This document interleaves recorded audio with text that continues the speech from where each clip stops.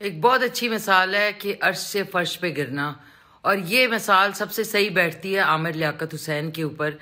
یار عامر لیاقت حسین صاحب، کیا ہو گیا آپ کو؟ آپ جا کے اپنا دماغ جو ہے نا کسی سائیکیٹرسٹ کو دکھائیں، علاج کروائیں اپنا۔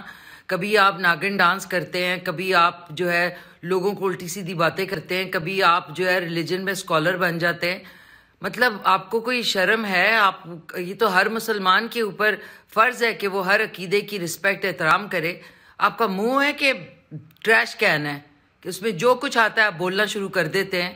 اور ان کی پارٹی سے بھی ریکویسٹ ہے کہ جائیں ان کا علاج کروائیں۔ I think he is not in his senses. ان کو واقعی سمجھ نہیں آتی کہ یہ بول کیا رہے ہوتے ہیں اور کیا حرکتیں کرتے ہیں۔ کہاں آپ کو اللہ نے اتنی عزت دی اور کیا آپ نے بنا لیا اپنے آپ کو؟ آپ کو کوئی خیال ہے کہ آپ کر کیا رہے ہیں؟